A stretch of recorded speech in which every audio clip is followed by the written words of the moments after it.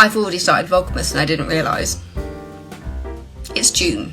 And I've started Vlogmas.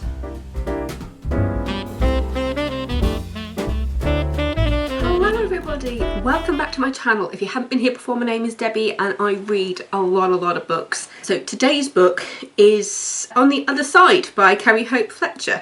There you go, that is the full cover. I read this on Kindle, on Amazon Kindle. My book is on Kindle, by the way. My play, which I'm very bad at promoting because I'm just me. But yeah, Jury Duty by Deborah Bartlett, you can find it on Amazon. It's an ebook and it's a play that I wrote in 2010 when I was at university, over 2009-2010, and then I re-edited it a few years ago and published it through Amazon Publishing. So if you want to check it out, I'll pop a link in the description below. Self-promo, very bad at it. On the Other Side by Carrie Hope Fletcher.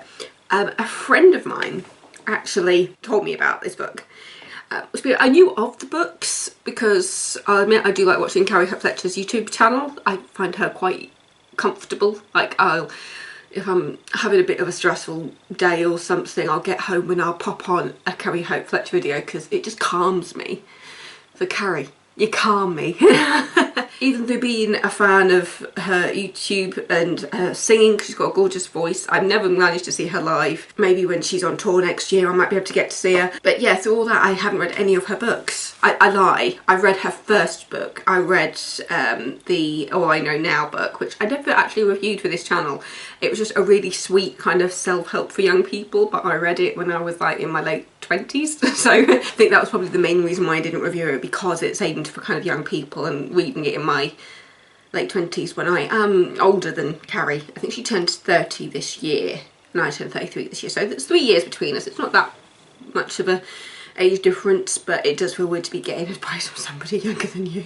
Anyway, I digress. So I'll just read the blurb for you and then I'll go into what I thought about it. Evie Snow is 82 and she quietly passes away in her sleep, surrounded by her children and her grandchildren. It's the way most people wish to leave the world. But when Evie reaches the door of her own private heaven, she finds that she's become her 27-year-old self and the door won't open. Evie's soul must be light enough to pass through, so she needs to get rid of whatever is making her soul heavy. For Evie, this means unburdening herself of the 3 secrets that have weighed her down for over 50 years. So she must find a way to reveal them before it's too late. As Evie begins the journey of a lifetime, she learns more about life and love than she ever thought possible, and somehow, some way, she may also find her way back to her long lost love. This was a really sweet book. It was so sweet. I loved the story of it. There were a couple of clunky bits. I think it became very obvious how she kind of wrote the narrative. Has admitted she didn't write it in chronological order, as in because there's lots of like flashbacks, because obviously it starts when she's died and then you get the stories going backwards. I think she just wrote it as it reads, and I think that led to some little clunky bits in the narrative which should have been fixed during editing, so I'm not going to blame Carrie for that. I think she was quite young when this book was published. It was published in 2016, so I would have been 27. So she would have been about 24 when this was published, which puts her at about 23 when she wrote it. So it is fairly young to write a full-on novel like that. But yeah, it was just a really sweet story. There are little bits that kind of made me tear up a little bit. It's a bit of a tearjerker, but it's in a nice way. As I said in the blurb, you meet Evie after she's passed away and she goes to her limbo, which is the apartment building that she lived in when she was in her mid to late 20s. And so that's where you see her in limbo at that age where she met the man that she fell in love with, who wasn't her husband, who wasn't her later husband. And through that you've got the kind of building manager, Leaf, who helps to kind of lighten her soul so that she can get into heaven. And it led to some really cool parts. I always think, like, as I'm reading something, would this be a series or would this be a film? I can imagine this as a really sweet film. I can imagine it as a very British film, to be honest. I can see some like acting royalty in certain parts. I can almost imagine Julie Andrews as an older Evie when she's in heaven, or maybe Judi Dench. I think Judi Dench might fit it a little bit better actually, because you can see a lot of Carrie in that main character. And I think she has admitted that she did kind of model the character on herself so that if it ever did become a film, she could play it. Which, you know, they always say, you know, if you can't get the parts, write it yourself. Write it yourself and put yourself in there. You know, that's a way to do it, where if you feel like you're being put into a hole, write it yourself and do it yourself, which you can't blame her for doing that. But yeah, as you go through her life and you look at the 3 secrets that she's had, it's very magical realism, but at the beginning it's quite subtle. The magic is a bit more subtle, so it doesn't feel like it's like totally in your face, which I have started reading All That She Can See, where the magic is a lot stronger, because I think Carrie is now just, that's her niche, is magical realism to her books. I mean, her most recent one, which isn't out yet, With This Kiss, that's somebody who, when she kisses somebody, she can see how they die. So you can see that that magical realism was a big influence for Carrie. So it's somebody like Cecilia Ahern. I kind of put Carrie in with Cecilia Ahern with the style of her writing.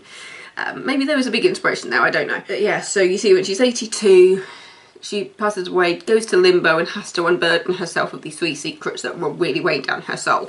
So it's separated into the 3 secrets, where you go back and you meet the man that she fell in love with, and you find out about her history with her family and how her family do not believe in marrying for love, they believe in marrying for security. So when Evie says that she does not want to marry the person that her family want to set her up with, she says, give me a year. Give me a year to live by myself and do what I want to do, and if I'm unsuccessful then I go and marry whoever the hell you want. And it's a couple of months before the end of that year is up when her mother interferes and says, you're just messing this all up, this is all going wrong, you're coming with me now. And you've got Evie, her heart and soul completely breaking, because she's there going, but I want to be an artist, I've fallen in love, you can't force me to do this. But then she finds out something about her brother, and she knows that her family are not going to be there for her brother through his secret, therefore she has to marry who her family wants her to in order to keep her brother's secret. Which the love of her life, Vincent, even though obviously he doesn't want her to marry somebody else because the 2 of them are very much in love, he ultimately says, you are doing this to save your brother. I wish you luck and love, and maybe we'll meet each other one day in the future and be able to carry on where we left off. It's a very heart-wrenching storyline, that one. When the big kind of twist happens, like in the reveal of like the 3rd secret, it did come a little bit out of left field, because the magic throughout the rest of the book is like subtle, like when it comes to like this bird called Little Bird where they write notes on it, and the fact that this bird seems to be connected to both Vincent and to Evie, and the fact that they're writing love notes and messages on the wings, and then after Evie passes away, that bird then goes to her son August, and they're able to take the messages off the wings and pop it into a notebook. Just like little things like that. It's a lot more subtle than the final secret, where you find out what Evie does before her wedding, which I'm not going to spoil. It's a very, very big secret, which leads to the growth of a massive tree in the back garden of her family home, her parents' house, which seems a nice FU to the parents, really, because her parents, her mother in particular, cut down all the greenery in the garden so that they wouldn't be like closed in, so they could have a view of everything. But yeah, when the tree appears in the garden, it did seem like quite a satisfying FU to the parents, of going, yeah, this is what needed to happen, really. Because even though it did come out of left field, what happened and what Evie did before the wedding, but you realise that, because it has something to do with her heart, I'll just say that, and you realise that because she loved Vincent so much, and because she's not in love with the man that she's marrying, it's her best friend from childhood, but she doesn't have that kind of love for him. So she realises she can't give her love to Vincent, can't give her heart to the new man, so what does she do with it? It was just ultimately a really sweet book, which was heartwarming and heart-wrenching at the same time. Let's see what information I've got on here about the book. It did get a lot of very enchanting, magical treat, romantic kind of reviews on here.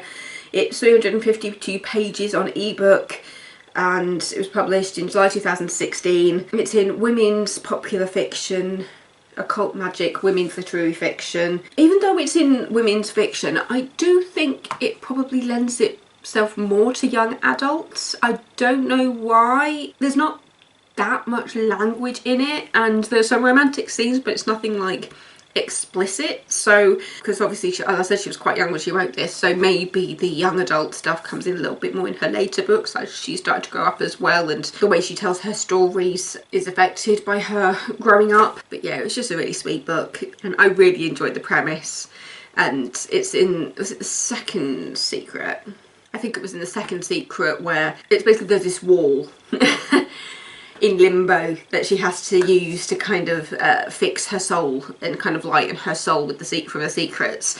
And so there was a point when she uses drawings, and she used to draw a cat for her daughter, and when she's using the magic to kind of go back and lighten her soul, this cat that she drew with for her daughter kind of becomes real in the wall, and she ends up being swallowed by the cat.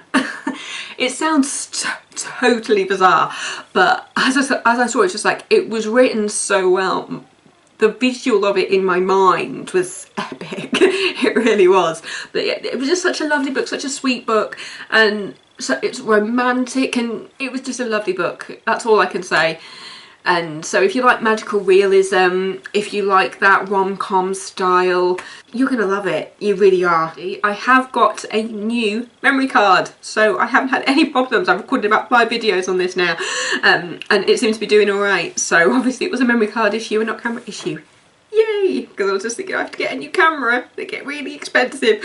But yeah, I've had a roast dinner today. I've been hanging around with my niece quite a lot. She has been loving her bar bed today, because that's what she calls me. The tag on the front is a love story like no other.